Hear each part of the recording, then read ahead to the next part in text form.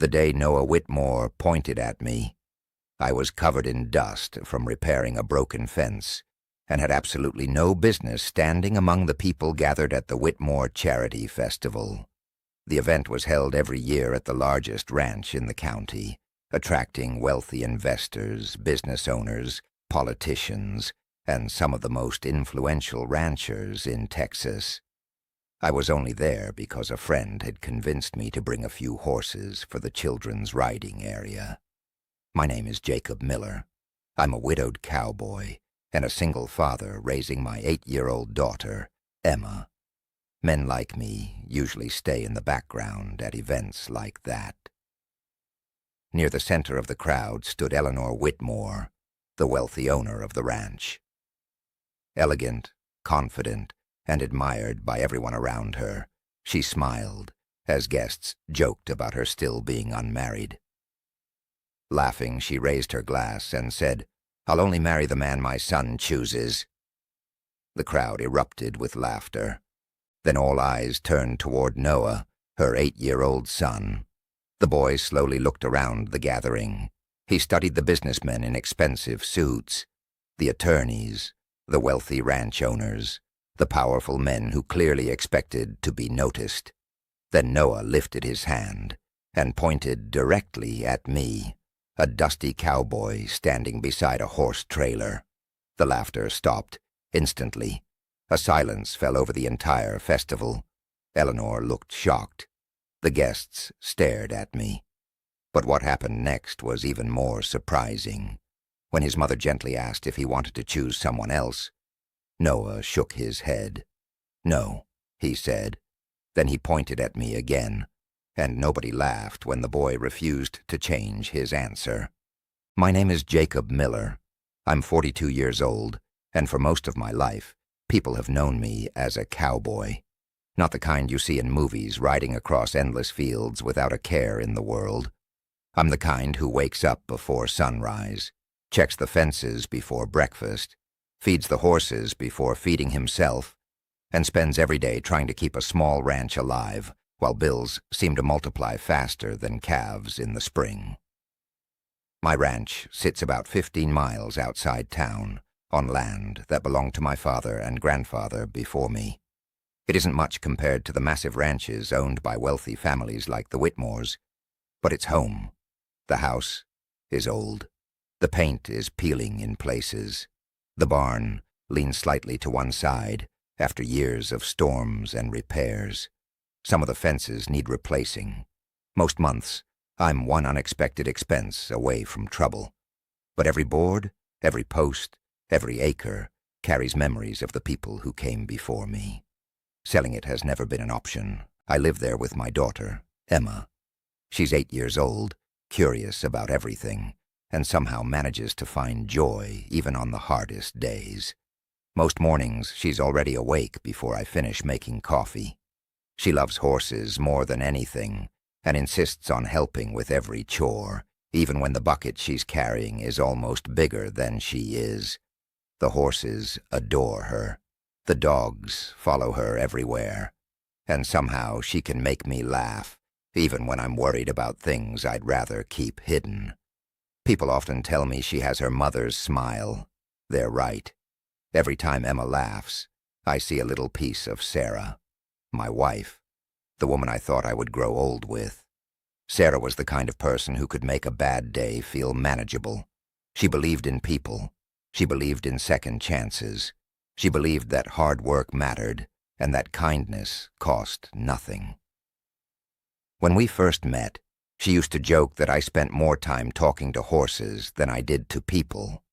Maybe she was right. For years, life felt simple. Not easy, but simple. We worked together, built our life together, raised Emma together. Then everything changed. Sarah became sick. At first it was small things. Doctor appointments, tests, treatments, promises that everything would be fine. We both wanted to believe them. For a while we did, but the illness kept getting worse. Months turned into years. Hospitals replaced family vacations. Medical bills replaced ranch improvements. And eventually we both understood what was coming. even when neither of us wanted to say it out loud. The night before she passed away is a moment I'll never forget. The hospital room was quiet. Rain tapped softly against the window. Emma was asleep in a chair beside the bed, holding a stuffed horse Sarah had given her for her birthday.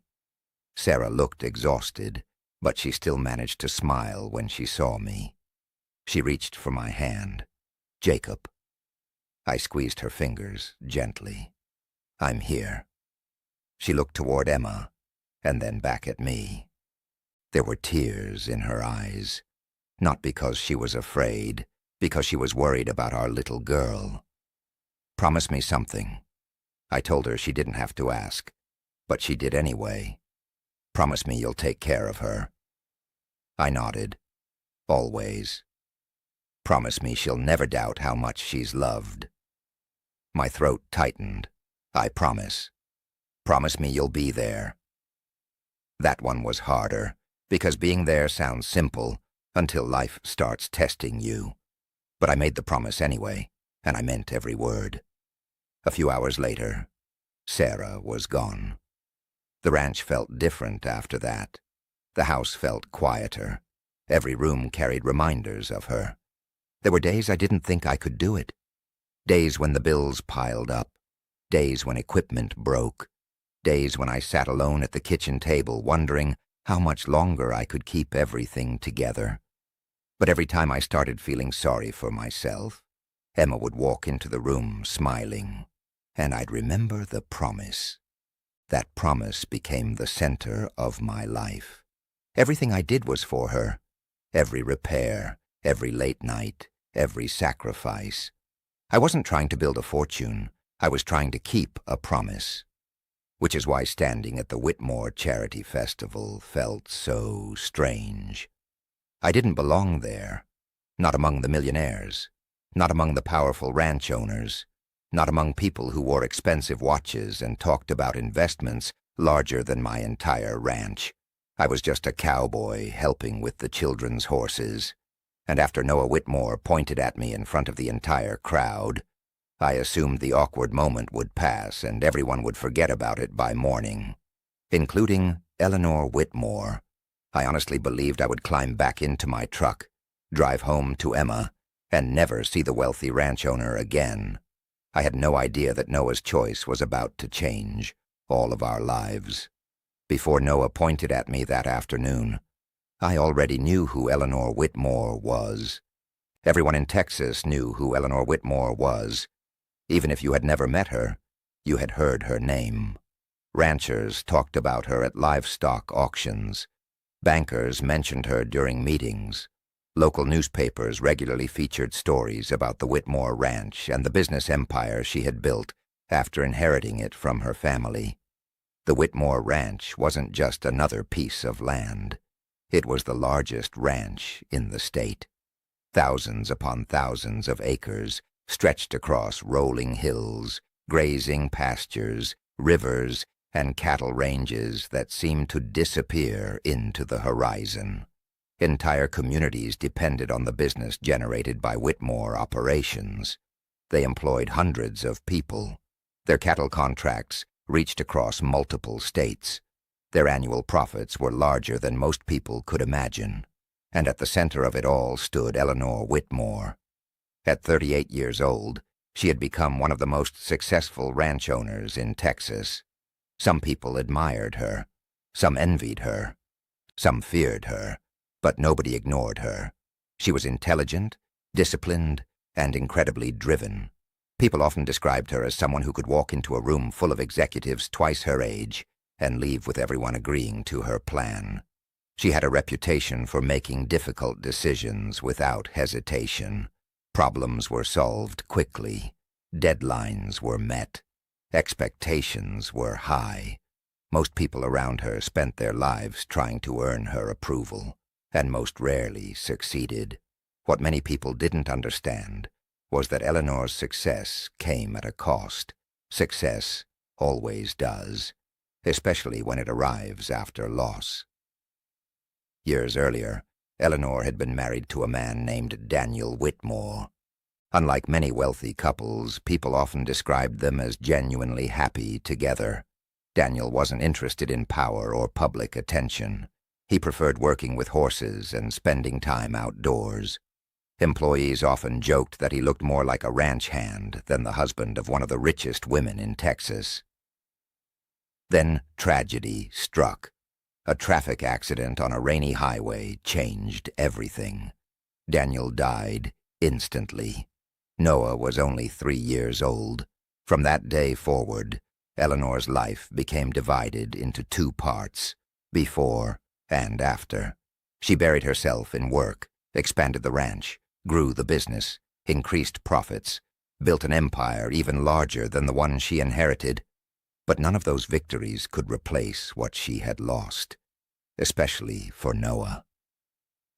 Losing his father at such a young age changed him. Teachers noticed it. Employees noticed it. Even family friends noticed it. The cheerful little boy who once ran toward every new person became quiet and reserved. He rarely spoke to strangers. He avoided conversations with adults whenever possible. Birthday parties felt awkward. Family gatherings felt uncomfortable. Most people assumed he was simply shy. The truth was deeper than that. Noah struggled to trust people, especially men. Several years passed. Eleanor occasionally tried introducing positive role models into his life. Coaches, tutors, family friends, business associates. None of it worked. Noah remained distant, polite, respectful, but distant. It became one of Eleanor's greatest concerns. She could negotiate million-dollar contracts without breaking a sweat. Yet she couldn't figure out how to help her own son reconnect with the world. That was what made the charity festival so surprising. Because the moment Noah pointed at me, something unusual happened. Something nobody expected, including Eleanor. After the crowd finally recovered from the awkward silence and the event continued, I noticed Noah watching me from a distance. Not in the way children usually watch adults.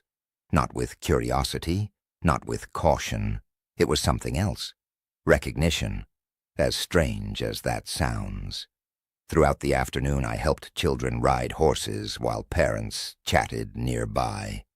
Every now and then I'd glance toward the crowd and find Noah looking in my direction, not staring, just watching, almost like he was trying to solve a puzzle.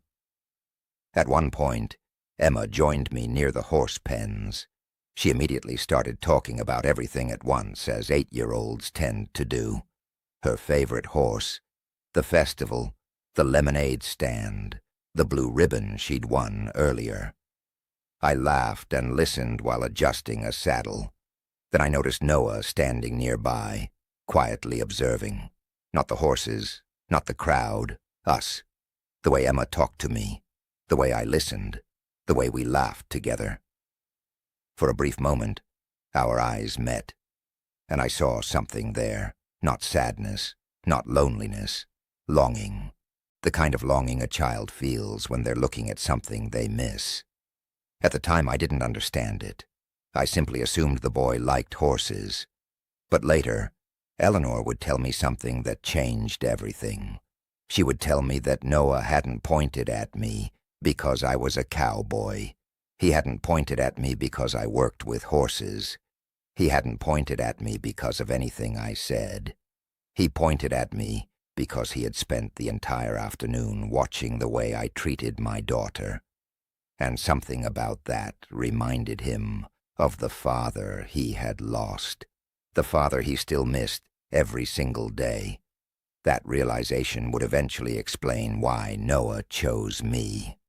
But at that moment, standing beside the horse pens under the Texas sun, I had no idea. I only knew one thing. For reasons I couldn't explain, the richest and most powerful woman's son couldn't stop watching a dusty cowboy from a struggling little ranch. I thought the strange moment at the charity festival would be forgotten within a few days. I was wrong. 3 days later, I was repairing a fence on the north side of my ranch when I heard the sound of a vehicle approaching. It wasn't unusual for delivery trucks or neighboring ranchers to stop by, so I didn't pay much attention at first. Then I looked up. A black SUV was slowly making its way down the dirt road toward my house, the kind of vehicle that cost more than everything inside my barn combined. I immediately recognized it. One of the Whitmore Ranch vehicles. My first thought was that something had happened. Maybe there was a problem with one of the horses from the festival. Maybe Eleanor needed help with an event. Maybe Noah had changed his mind, and the whole pointing at the cowboy incident had become an embarrassing family joke. I couldn't have been more wrong. The SUV stopped near the house. The rear door opened, and out stepped Noah. Not Eleanor, not a ranch manager, Noah. The boy immediately spotted me and smiled. Actually smiled. According to what I would later learn, that alone was unusual. Behind him stood Eleanor, looking almost as confused as I felt.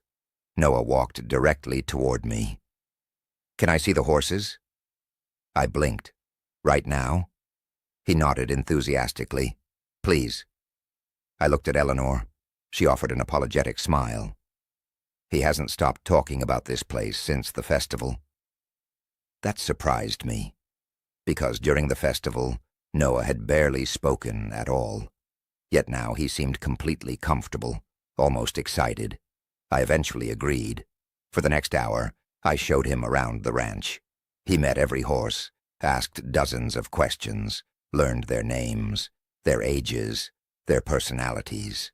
To my surprise, he listened carefully to every answer. Most children lose interest after 10 minutes. Not Noah. He wanted to know everything. Meanwhile, Emma had found a new best friend. Within minutes, the two of them were walking around the property together as if they had known each other for years. Emma showed him the chicken coop. Noah showed her pictures of his dog. They laughed, talked, ran through the fields, and somehow, for the first time in a very long time, Noah looked completely relaxed. Eleanor noticed it too. I could tell. Several times I caught her watching her son with a look of disbelief, like she wasn't sure what she was seeing.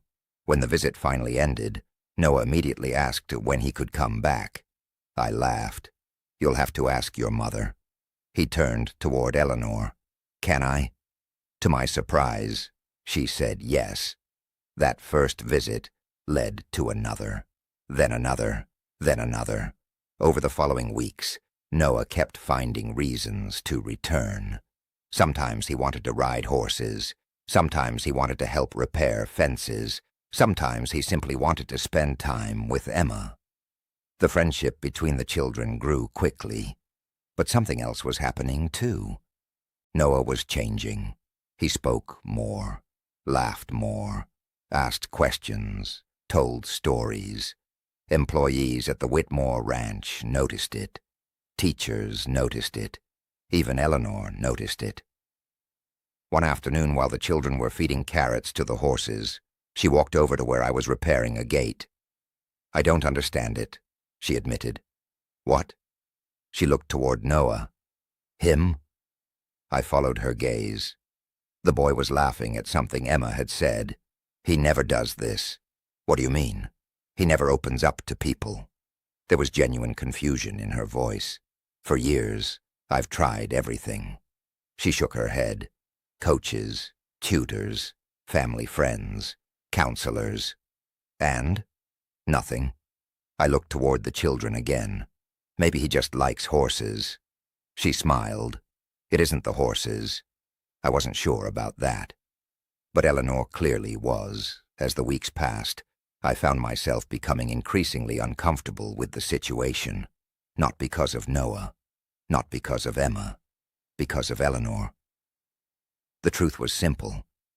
We lived in different worlds. She owned the largest ranch in Texas. I struggled to pay property taxes some years. She attended charity galas. I repaired my own fences because I couldn't afford contractors. She belonged among powerful people. I belonged on horseback.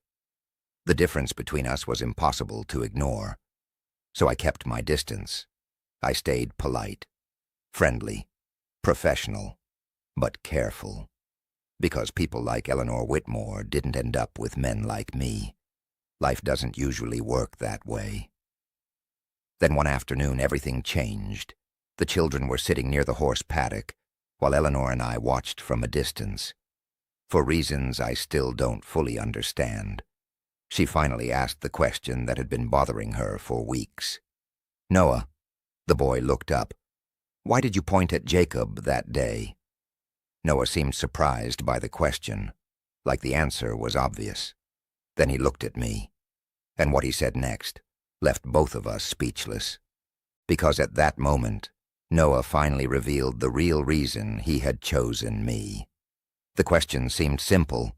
Why did Noah point at me that day? For weeks, Eleanor had wondered about it. Honestly, so had I. Every time Noah visited the ranch, every time he laughed with Emma, every time I saw him become a little more comfortable, I found myself asking the same thing. What had he seen in me? I wasn't rich. I wasn't important. I wasn't the kind of man people usually noticed at charity events. Yet somehow, out of hundreds of people standing at that festival, Noah had chosen me. Now sitting beside the horse paddock, he finally had a chance to explain. The boy looked from his mother to me. For a moment he seemed unsure how to put his thoughts into words. Then he shrugged, as if the answer was the most obvious thing in the world. Because he talks to his daughter the same way my dad talked to me. The words hit harder than anyone expected. Silence settled over the ranch. Even the wind seemed to disappear. I looked at Eleanor. For the first time since I had met her, I saw tears forming in her eyes. She quickly looked away, but it was too late.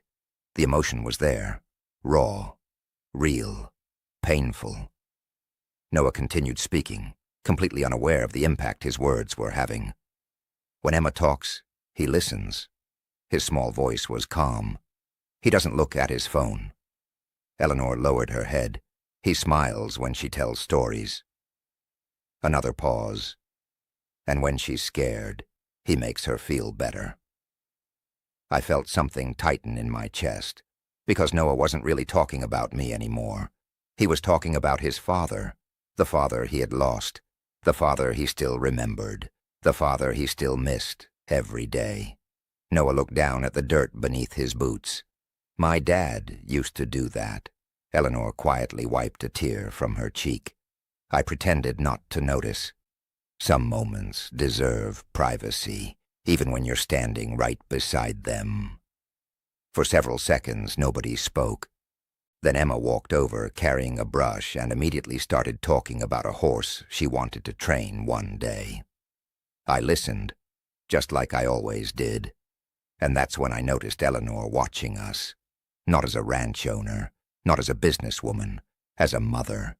Maybe for the first time she was seeing me through Noah's eyes.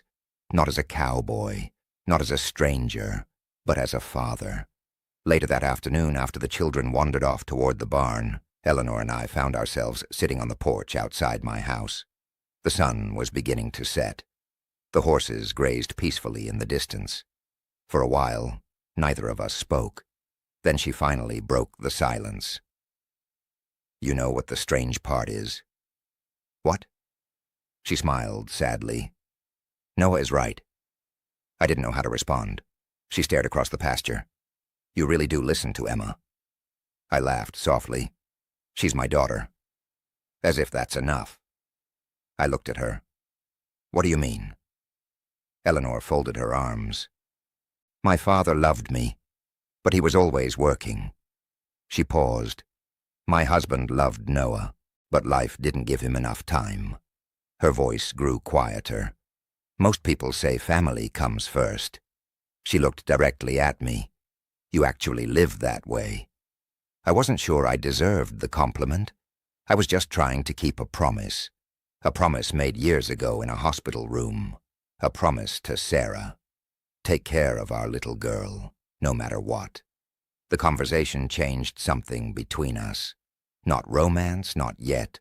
Trust, respect, understanding. And over the following weeks, Eleanor began noticing things she had never paid attention to before. She saw the long hours, the repairs, the sacrifices, the way every decision I made revolved around Emma. She learned about the debts, the difficult seasons, the struggles of keeping a small ranch alive. Yet she never once heard me complain. Not because life was easy, because complaining never fixed anything. You just kept going. That's what ranchers do. That's what fathers do. Unfortunately, not everyone was happy about the growing friendship between our families. Someone else had been paying attention, someone powerful, someone who had spent years trying to earn Eleanor's trust, someone who had absolutely no intention of letting a dusty cowboy get in the way. And when that man realized, Eleanor and Noah were becoming closer to me with every passing day, he decided it was time to do something about it. Every story has a moment when someone decides they don't like the direction things are going. For us, that moment arrived in the form of Victor Kane. I had heard his name long before I ever met him. Everyone in the ranching business had. Victor wasn't a rancher himself. He was an investor, a businessman, the kind of man who wore tailored suits worth more than my truck and flew between cities on private jets. He owned interests in cattle operations, transportation companies, feed suppliers, and commercial real estate across Texas. Most people admired him. Others distrusted him. But everyone agreed on one thing. Victor Kane always got what he wanted. And for the last 3 years, what he wanted was Eleanor Whitmore. At least that's what people believed.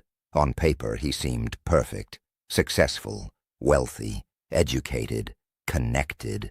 The type of man most people expected to eventually marry a woman like Eleanor.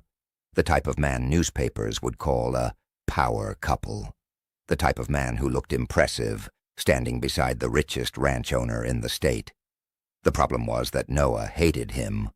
Not openly, not rudely, but enough that everyone noticed. Whenever Victor visited the ranch, Noah became quiet, distant, uncomfortable. At the time, Eleanor assumed her son simply needed more time to warm up to him. She had no idea how wrong she was. The first time I met Victor happened about 6 weeks after the charity festival. I was repairing a gate when a black luxury SUV pulled into my driveway. A man stepped out wearing polished boots that had probably never touched actual dirt. His smile appeared friendly. His eyes didn't. "Jacob Miller." "Victor Kane?" He extended his hand. I shook it. Firm grip, practiced confidence, the kind of handshake designed to establish dominance before a conversation even begins. "I've heard a lot about you." That was never a good sign. People who truly want to know you ask questions. People who say they've heard about you are usually carrying an opinion already. Victor glanced around the ranch, the aging barn, the weathered fences, the rusted water tank. Nothing escaped his attention. "Nice place." The way he said it made it sound like a compliment and an insult at the same time. "What can I do for you?" His smile widened. I wanted to meet the man Noah can't stop talking about. That immediately put me on guard. Victor wasn't here because of Noah. He was here because of Eleanor. He continued looking around the property. "I'll be honest, Jacob." There it was. People usually become dangerous right after saying they'll be honest. "Eleanor is a very important woman." I said nothing. And sometimes people misunderstand situations. I still said nothing. Victor slid his hands into his pockets. "You seem like a decent guy." Another warning sign, but I'd hate to see someone get hurt chasing something that isn't realistic. Now we were finally getting to the point. I looked directly at him. "What exactly are you talking about?" His smile remained. "Eleanor." The silence between us grew heavy. You think I'm chasing, Eleanor? I think people sometimes forget where they belong. There it was, the real Victor Kane. Not the charming businessman, not the respected investor, the man underneath, the man who believed money determined value, the man who believed wealth gave him ownership over people. I laughed, actually laughed. That seemed to surprise him, because the truth was simple. I wasn't chasing Eleanor. I was raising my daughter, trying to save my ranch, keeping promises. Romance wasn't exactly at the top of my priority list. Victor clearly didn't believe me. And that was when his campaign began. Over the following weeks, strange things started happening. Rumors appeared. People began asking unusual questions. Someone claimed I was deeply in debt. Someone else claimed I was using Noah to gain access to the Whitmore family. Others suggested I was looking for a financial rescue. The stories spread surprisingly fast. Too fast. Almost as if someone was feeding them to the right people. Then Victor started digging into my past, talking to former employers, former neighbors, former colleagues, searching for something, anything, a mistake, a scandal, a weakness, something he could use. The problem for Victor was that he eventually found something he wasn't expecting, something that completely changed the way he looked at me. One evening, a private investigator he had hired delivered a report. Inside that report was information about my life before the ranch, information very few people knew, information I rarely talked about. When Victor read it, his confidence disappeared, because he finally discovered that I wasn't just a struggling cowboy raising a daughter alone. And what he learned about my past made him realize he had seriously underestimated me. The rumors stopped bothering me after the first week. When you spend enough years working hard, you learn that people will always find something to say. Some will criticize you for having too little. Others will criticize you for having too much. If you try to answer every rumor, you eventually stop living your own life. So I ignored them, at least at first. What I couldn't ignore was the effect they were having on Eleanor. Not because she believed them, she didn't, but because someone was deliberately trying to create problems. And the more I thought about it, the more one name kept appearing. Victor Kane. One evening after Emma had gone to bed, I was sitting at my kitchen table reviewing ranch expenses when my phone rang. The caller was an old friend named Sheriff Tom Bradley. We had worked together years earlier, back before I became a full-time rancher, back when I wore a badge. "Jacob," he said. "Tom." There was a pause. "You got a minute?" "Sure." His voice immediately became serious. "Someone's been asking questions about you." I wasn't surprised. "Victor Kane? How'd you know?" I laughed. "Because nobody else would care." Tom exhaled. "Well, he hired a private investigator." That didn't surprise me either. "What did they find?" Another pause. "Everything." For a moment I smiled. Everything. That was the problem. Victor had gone looking for weakness. Instead he had found my past. A past I rarely talked about. Years before I owned this ranch. Years before Sarah. Years before Emma. I had served as a Texas Ranger. Not for a year. Not for 2. For nearly 12 years. 12 years investigating organized crime, corruption, fraud, land disputes, missing persons, and financial crimes across the state. Before that, I had spent several years working in county law enforcement. Investigation had been my life. Not guns, not arrests. Investigation, following evidence, finding patterns, connecting details others overlooked, learning how corruption hides behind respectability, learning how powerful people manipulate systems, learning how lies eventually collapse. Those skills never really leave you, even after you retire, even after you trade a badge for a saddle. The next morning, Eleanor called. Her voice sounded tense. "Jacob, I need to show you something." 30 minutes later, I was sitting inside her office at the Whitmore Ranch. Several documents were spread across her desk: financial statements, partnership agreements, vendor contracts. At first glance, they looked ordinary. Then I started reading and immediately noticed problems, small problems, tiny inconsistencies, the kind most people never see: duplicate invoices, inflated service costs, unusual vendor relationships, payments routed through intermediary companies. The more I examined the records, the worse it became. Victor wasn't just spreading rumors. He was stealing, carefully, quietly, for years. Not enough to attract attention, not enough to trigger alarms, just enough to slowly move money from Whitmore operations into companies connected to him. The scheme was sophisticated, but not perfect, because every fraud leaves fingerprints, and Victor had left plenty. For the next 2 weeks, Eleanor and I worked with accountants, attorneys, and auditors. The deeper we dug, the more we found. Millions of dollars, hidden contracts, manipulated land agreements, fake consulting fees, fraudulent expenses. It was all there, and the evidence kept growing. Eventually, Eleanor made a decision. The truth would be revealed publicly, not privately, publicly.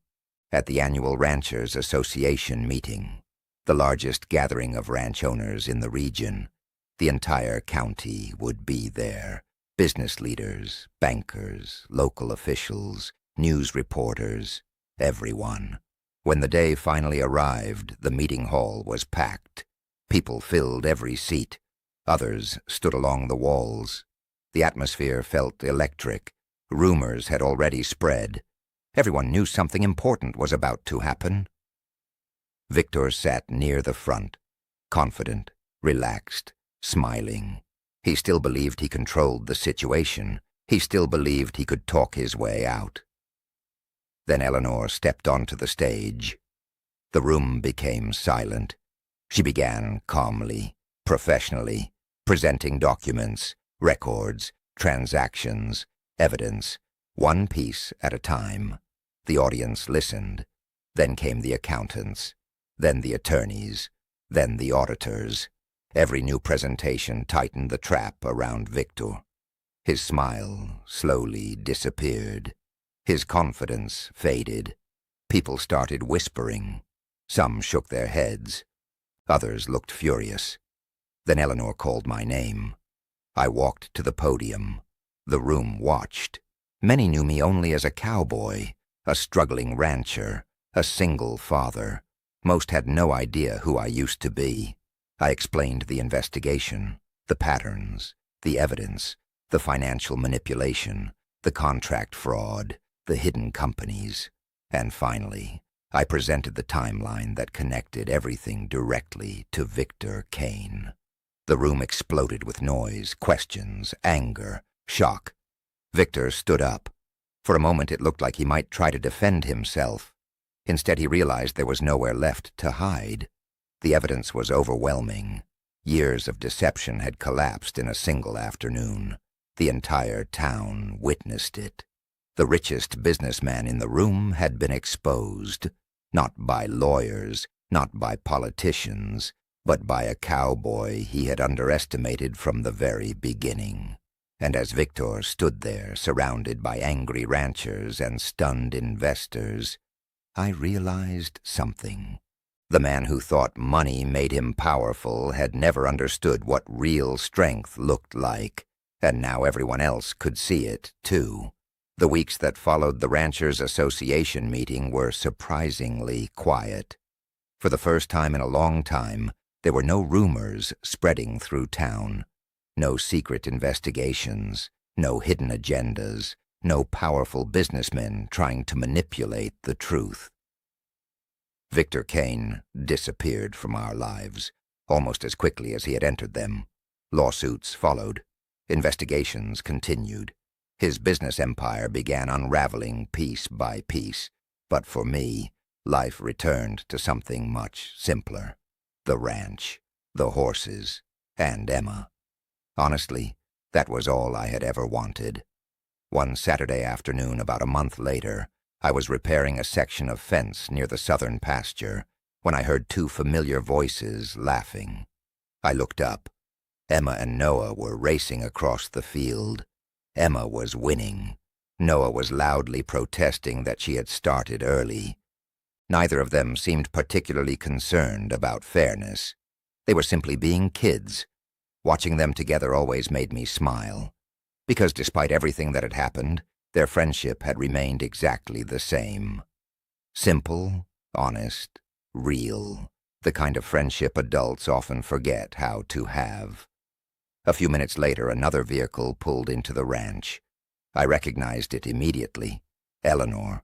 She stepped out carrying a basket of food. Apparently Noah had convinced her that my ranch was the perfect place for a picnic. I suspected Emma had helped with that argument. The children immediately ran over. Noah grabbed the basket. Emma grabbed Eleanor's hand, and before either of us could say anything, they dragged her toward the pasture. Eleanor laughed, a genuine laugh, the kind that had become much more common lately. After the children disappeared over a small hill, she walked back toward me. For a moment we stood quietly beside the fence. The afternoon sun painted everything gold. The horses grazed peacefully nearby. It felt like one of those rare moments when life slows down enough for you to appreciate it. Then Eleanor smiled. "You know." "What?" She folded her arms. "I've been thinking about something." That immediately made me nervous. She laughed when she noticed. "Relax, Cowboy." I shook my head. "That never ends well." "No?" "No." She smiled again. Then her expression softened. "Do you remember what I said at the festival?" Of course I remembered. The entire county probably remembered. I laughed. "You'll have to be more specific." Her eyes narrowed playfully. "I said I'd marry only the man my son chose." I groaned. She laughed. Actually laughed. "You remember." "Unfortunately." For a moment, neither of us spoke. Then we looked toward the pasture. Noah and Emma were chasing each other through the grass, while two horses followed behind them. Completely carefree, completely happy. Eleanor watched her son for several seconds. Then her voice became quieter. "You know something?" "What?" That was the first time I'd seen Noah truly happy in years. I looked toward the children. I knew exactly what she meant, because I'd seen the same thing happen with Emma after Sarah passed away. Children carry pain differently. Sometimes they hide it. Sometimes they don't even understand it. But when they finally start healing, you can see it. And Noah was healing. Slowly. But he was. Eleanor took a deep breath. Maybe he saw something before the rest of us did. I wasn't sure about that. Or maybe I was. Either way, I knew one thing. The reason Noah pointed at me had never been about wealth, or status, or success. It had never been about any of those things. I looked toward the field where the children were laughing. Then I smiled. "Eleanor." "Yeah?" "The most important thing Noah gave us wasn't that moment at the festival." She looked at me curiously. "What was it?" I nodded toward the children. "That." For a moment she didn't answer. Then she smiled, and this time there were tears in her eyes. Not sad tears, grateful ones. The kind that appear when life unexpectedly gives you something you thought you'd lost forever. As the sun slowly disappeared beyond the hills, the four of us sat together near the pasture. Emma talked endlessly. Noah laughed. The horses wandered nearby, and for the first time in a very long time, everything felt exactly the way it was supposed to. I leaned back and watched the children play. Then I thought about that day at the festival, the crowd, the laughter, the pointing finger, the moment that changed everything. And I finally understood something. Maybe Noah didn't choose me because I was the strongest man in the crowd. Maybe he didn't choose me because I was brave, or smart, or special. Maybe he chose me because he recognized something adults often miss. A good father. If you were in Noah's place, who would you have chosen? Let me know in the comments. And if you enjoy stories about family, courage, and cowboys who never give up, subscribe to the channel and join us for the next story.